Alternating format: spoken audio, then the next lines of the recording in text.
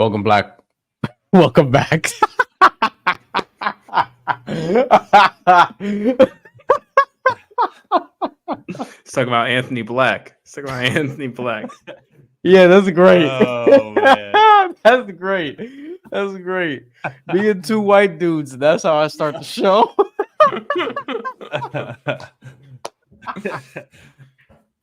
Hey, Tony, we're in the wrong stream, man. Let's go. Yeah, we fucked up. We went to the wrong show, man.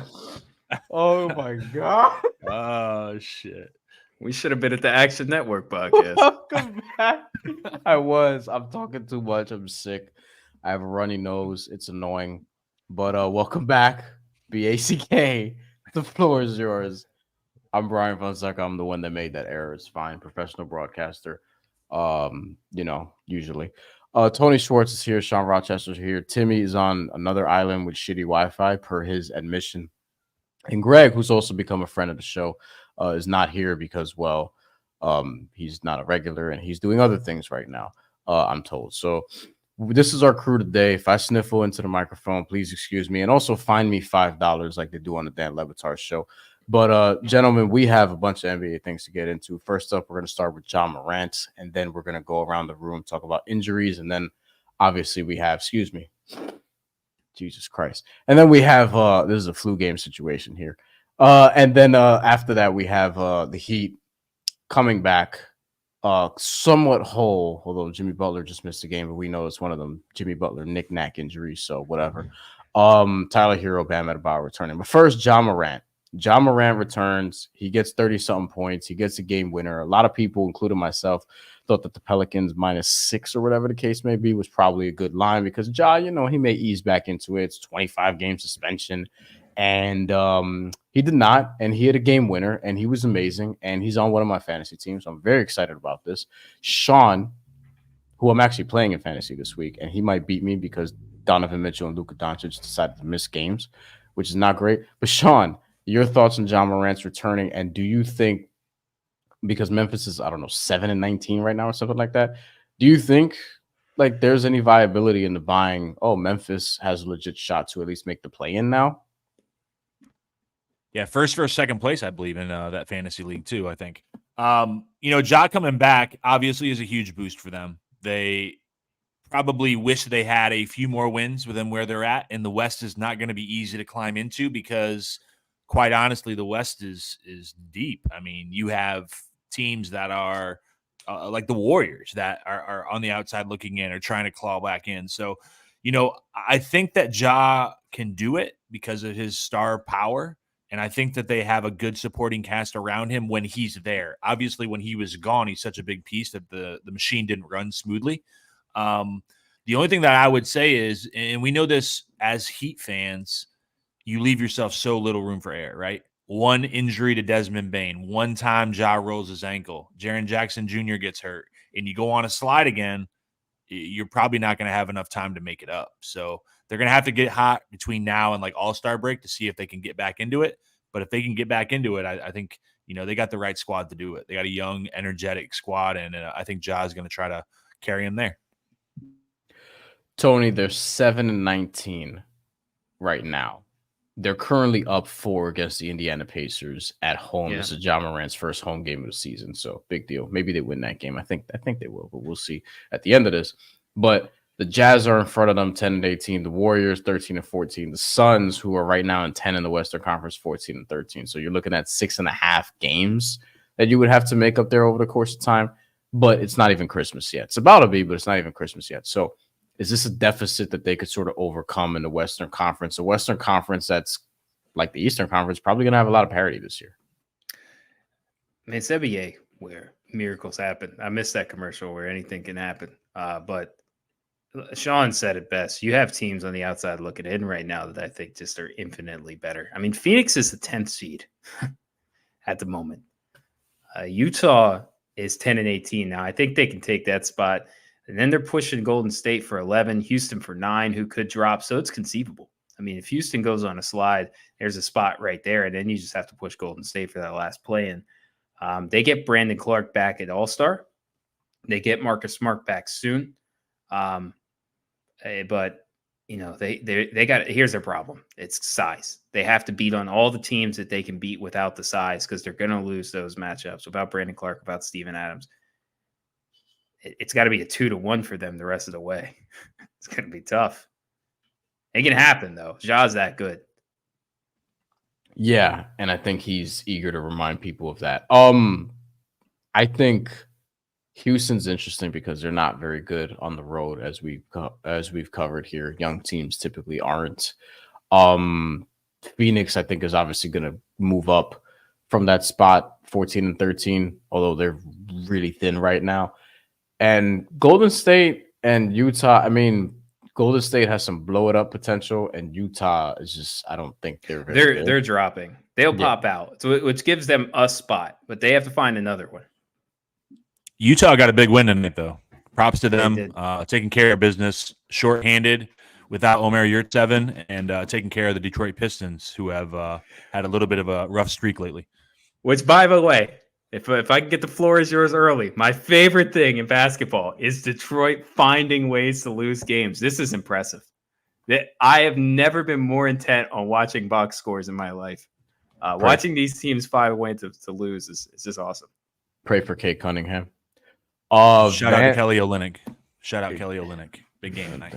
Potential trade package partner for somebody. Van Lee says, "Are Memphis buyers or sellers?" Because I wanted Marcus Smart. Van Lee, I think, is a Heat fan.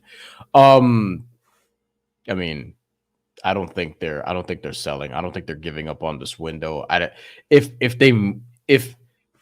If there's a scenario like Sean was talking about where somebody gets hurt, they're thin again, they just kind of can't get there to that play-in sort of spot. If Desmond Bain or Jaren Jackson Jr. goes down, then I think they'll probably soft sell. But those three guys, I don't think are going anywhere. Jaren Jackson Jr., Desmond Bain. I'm pretty sure they have their pick, if I remember hearing that correctly. So you kind of do a soft punt. You get yourself another lotto pick, and maybe you use it in a package. But yeah, you're not tearing it apart because of the whole Ja Morant and then an injury that we're talking potentially happening. Let's get to injuries, which Ja Morant did not return from one. But Memphis is a pretty banged up team right now. That's the other piece of this in terms of winning games. But there are some significant injuries around the league, particularly in the Eastern Conference, but also one in the West, Bradley Beal, that we just talked about, the Phoenix Suns and their struggles. But otherwise, we got a real sad report today, I guess, to some degree. Mitchell Robinson was supposed to be out 6 to 8 weeks. Now he's out for the season with an ankle injury. Not like a torn ACL or anything like that. So Isaiah Hartenstein is the center right now. They signed Taj Gibson. They're applying for an exception, disabled player an exception, which is going to be like $7.8 million or something along the lines was reported. But they're kind of, we'll see financially if they could actually make something work. And that sort of tilts the power of what that team could be a little bit, because Mitchell Robinson was their defensive-minded center. And it's going to be a different team now. They're going to have to play faster, which they have been doing so far. And then in Cleveland, Darius Garland's out, but for longer, Evan Mobley's out. He's having knee surgery, arthroscopic knee surgery, which is almost always 6 to 8 months. So that's going to be tough as well. And those are two teams that directly affect Heat, Celtics, Bucks. What's more significant to you from those? Is it in terms of tilting the power in the Eastern Conference? We'll stay there. Is it Evan Mobley? Is it Mitchell Robinson? Because one of them is for the season, one of them is for a couple months. Evan Mobley is obviously better, but Mitchell Robinson affects the Knicks greatly. Tony, go first. Yeah, it's Mitch. I think, to me, because the Knicks were finding balance. I don't know what their ceiling was going to be. Nobody ever does year to year, but they were starting to figure out some good ways for them to execute winning basketball. Cleveland has been what they've been for a long time, and I think what is the biggest conversation to have around this is, what does that do to the buying and selling potential of those squads? What does that do to the buying selling potential of the teams around the league that might have been interested in the players that those guys have? Does that Jarrett Allen, Donovan Mitchell package make sense now for New York, where the Knicks were not? I don't think they were buyers for Don this year. It did make sense to me, but now they might be back in those sweepstakes. So let's go. But as far as a loss, Mitch is a big deal. I mean, he's grabbing 12 boards a game over there in New York. He's playing really solid defense for them. He had a great switch up. You guys had a great change up with Hartenstein and Mitchell all season. And now you have to play Hartenstein more minutes, which I think hurts him defensively. But you make up for that in the offensive end. But it's tougher for them to stay as relevant because their margin of error was so much smaller than Cleveland's. Sean? Yeah, I was leaning Robinson, and I'll just go the other side, I guess, just because, Mobley obviously is a better player. Also with Garland being out, they just have too many injuries, I feel like, right now. I just think Cleveland is the better team of the two, I think, even though I know New York beat them in the playoffs last year. But, in both cases, losing that big man, it doesn't hurt Cleveland as much because you have Allen to anchor.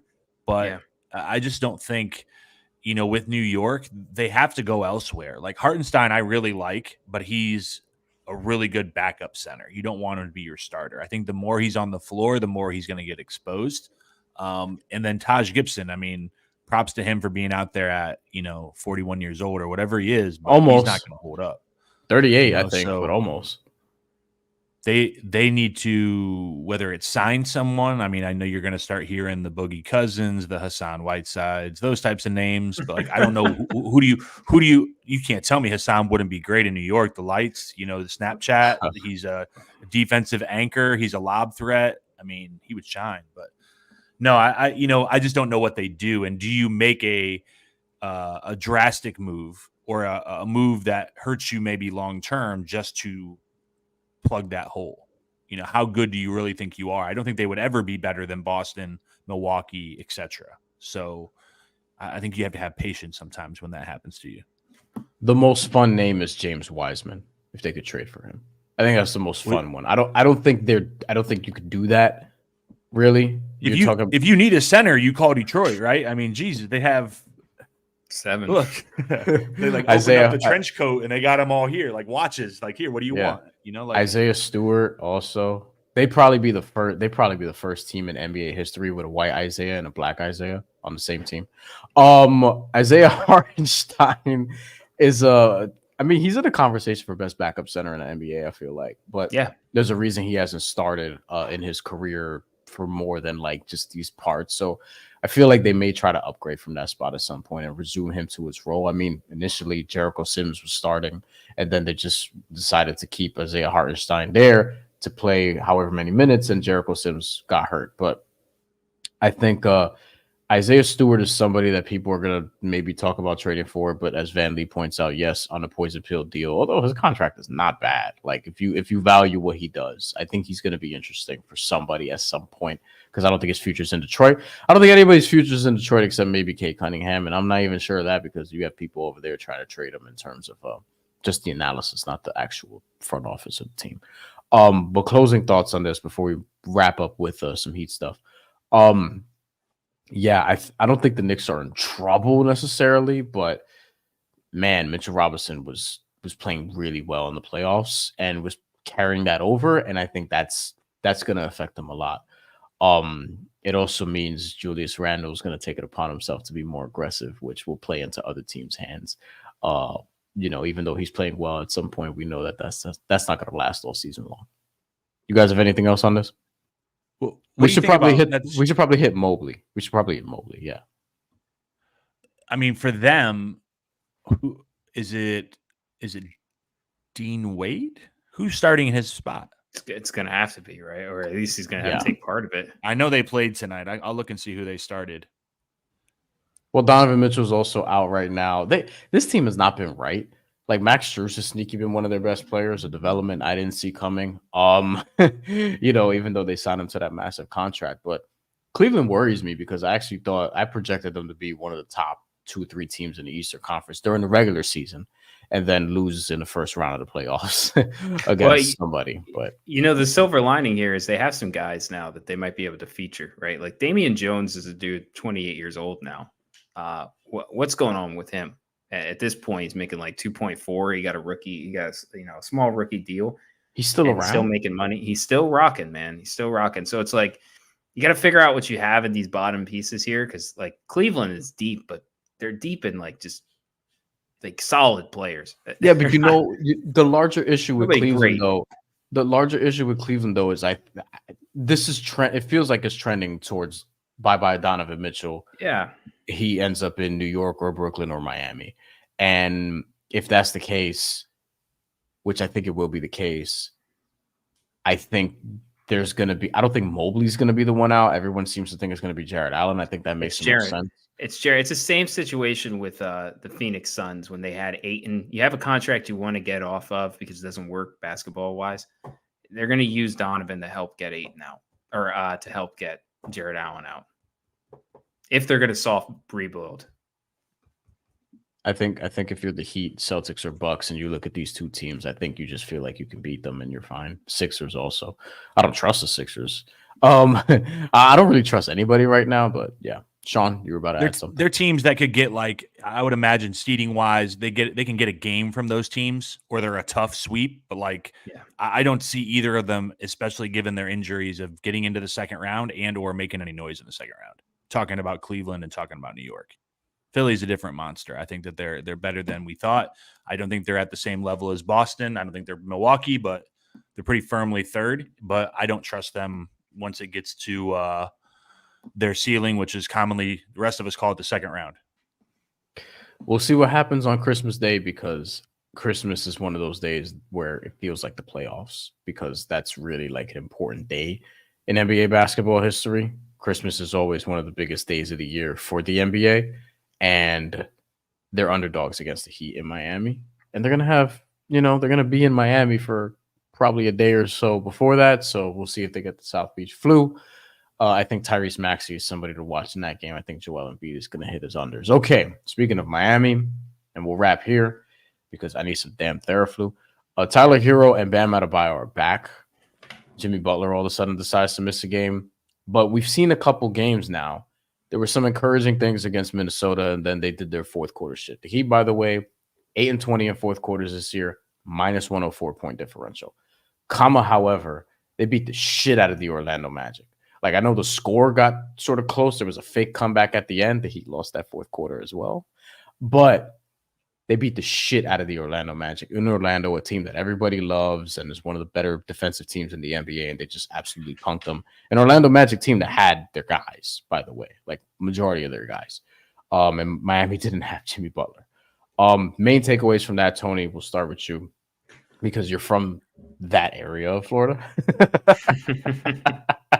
But just your takeaways on, as we're talking about Mitchell Robinson being out, Darius Garland being out, Evan Mobley being out, the Heat getting closer to whole, how does Tyler and Bam sort of tilt the scales in their favor in the Eastern Conference? Yeah, when they were beating up on pretty bad teams with Tyler in the lineup, you kind of saw there's a talent gap. Like, it's limited as people say this Heat roster is. The continuity and the effort level night to night brings them up into that top 4 seed territory. And you saw it against Orlando last night. They're a great defense, but there's a learning curve with younger teams about physicality and ways to play in minutes that matter, especially like late second quarters. Those stretches are so important when they were letting the Heat get great looks. I mean, just great looks from three, and they went on that crazy 20-point stretch and just bring it out with 3-pointers. And all that game showed me is that the Heat have a lot of change-ups in their toolkit this year.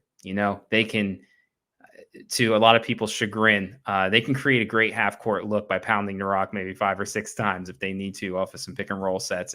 But they're going to find ways to get great looks. They're going to find ways to hit you with physicality, hit you with verticality. They can stretch the floor in and out. They'll get horizontal on you, or they're running motion. A lot of baseline cuts this year, which I love. Shout out to Haywood Highsmith, who's great at that kind of thing. They're just offensively, they're way more versatile. I think they're a 4th seed easily in the East. That's all that game solidified for me. They have a lot of shit they have to figure out down the stretch of games with that bench lineup. The first 8 minutes of every fourth quarter is really tough basketball. Offensively, they're not connected, and I don't think that they communicate well together yet. Some of that's Josh Richardson coming back into his system. Some of that's Caleb coming back into the lineup because he's playing a lot of those stretches. But they have to figure out a better rotation for that specific time period, get guys better locked in, have some more continuity on what they want to get to. And I think they're good. I think they're going to be fine. But it's concerning. Don't like it.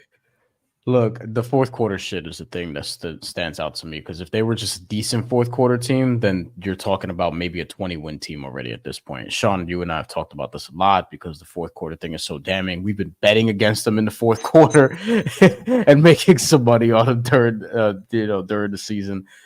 Because you gotta be objective when your money's on the line. But S. Warrior points out, Sean, and I'll toss this to you. The fact that the books have the Heat -1.5 against the Sixers on Christmas Day shows how much faith the books have in Miami, even with 3 points you get from being a home game. And I will say to that Eric Spoelstra is 8-0 on Christmas, 7-1 against the spread. Sean, presumably Tony has, if Miami's 4, Boston, Milwaukee, Philly, in whatever order, being the top 3, I guess, in the Eastern Conference. How do you think Tyler and Bam's return affects that? And is there going to be a period of time where, maybe they'll struggle for a little bit, or are we just here now because they beat Orlando, even with Jimmy not being there? In terms of them kind of balancing things out and figuring out how things are going to flow, I think honestly for the first 2 games that they've been back, it's looked pretty good. I think the Minnesota game, you played very well and you lost. And I know we were together on the post-game show, and I think we felt good about that loss, even though it came with a fourth quarter collapse. Tyler is continuing to play well. I think he's doing the things you want to see out of him. Obviously Jimmy not being out there, you have a little bit more wiggle room for shot attempts and usage for him when Jimmy comes back and when you're whole. If that happens, when that happens, I think on Christmas you'll see it, but I think you're going to continue to see guys get rested. And I think it's okay to do that, especially on the wing, because you have Jaime that can step in. Now, I think Jaime's getting a little tired. I think Jaime has played every game. I think he deserves a little break just like Kyle had. But that's okay, because then you have Caleb. You have Haywood that could use some extra minutes to get accustomed to what he's doing. You got Duncan out there. You have guys on the perimeter that can go out there. And so I do agree. I think we are pretty firmly the 4th best team in the East. Ideally, you want to finish somewhere in the top 4. I would be okay 5th because I don't really fear those other teams if it's not Milwaukee, Boston, or Philadelphia. And I think a lot of people would say if it's Philadelphia, whether it's a 3-6, 4-5 matchup, that you're not that scared to go there. I just, that's not my ideal situation either. But no, I think we're going to see a lot of the same stuff as we go through this season. And that's just the way that Miami's going to be as an older team. And to your point about the fourth quarter, we mentioned this when we were talking, me, you, and Greg. It's not like Miami is busting people up and they're cruising through fourth quarters and the point differential is misleading. The point differential is the difference between probably 3, 4, 5 wins that we could have. And that's something that has to get corrected. And the good thing is that there's roughly 50-something, 60-something games left that you can get that fixed. So we'll close here. How do the Heat fix this fourth quarter bullshit? Tony, what's the biggest thing for you? Like, how do they, because again, 8-20, -104 points. It gets solved, I think, in practice, which means it's going to take time. They look disconnected. Teams barely practice, Tony. I know. They barely practice now. That's some of it. They just look a little disjointed. Sometimes it doesn't look like they know what actions they're trying to get to. I don't know if the pace just needs to come all the way down and run some things that people are more familiar with for a while, but it's just going to take time, especially with the instability in the lineup rotations. It's gonna be tough, but they'll figure it out as the season goes. It's an IQ team. Van Lee says, stop playing your rookie the entire fourth. Sean, put your coach hat on, or I suppose your coach quarter zip on, because basketball coaches don't wear hats. Love the quarter zip. But what would you? How do they fix this fourth quarter stuff? Because this is crazy.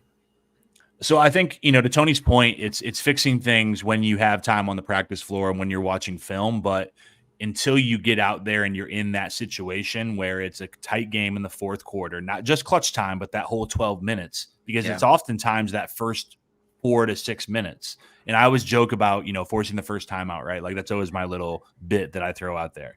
That's right. But it's true that, if you're in a tight game, you want to seize the momentum at the beginning of the quarter. And we talked about in postgame the other night that Jimmy sits that first 6+ minutes every fourth quarter. Maybe you have to tinker with that a little bit. You can't play him 12 minutes, but maybe you need to put him in there for a few minutes at the beginning of the fourth and then sit him for a smaller amount.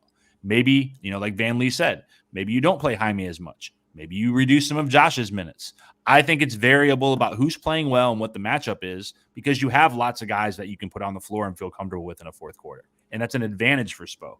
But right now it's just not boiling down to an advantage when you look at the scoreboard. Jack Azul says, I think Lowry is an important closer. We need more control. Hurt against Minnesota. Not having Kyle hurt against Minnesota. Well, he could have been a stabilizing fourth in that fourth quarter. And Kyle Lowry, to his credit, better than I would have expected. Not Damian Lillard, but better than I would have expected this season so far. Van Lee chimes in. This might be our last comment, unless somebody else wants to send us off with a bang. Van Lee says this is such an easy problem for Spo to fix. Not worried at all. I was hoping for a follow-up there. Sean? You have one? And I was going to add to this, and I forgot about this. Listening today to the post-game pods, ours, Locked On, Miami Heat Beat, all recorded roughly the same time last night, right? They didn't exchange ideas. Every person, every podcast talked about this kind of prevent offense, sort of the concept of they were playing to hold the lead, not playing to extend the lead and continue to push. Like they went away from the things that were working. And I think that's kind of the case. Like, it's not that Spo is coaching them to do that. Like, all right, guys, be passive. But like, you might not take the risky pass that you would. You're trying to be safe, but you can only be safe to a certain extent. You can like control the pace and slow down and maybe not try to get out in transition, run some clock, but you can only do that to so much extent because you still have to put the damn ball in the basket. Like, this isn't playing a JV team. This is playing a high school team. Like, it's not playing high school teams. Playing an NBA team is what I meant to say.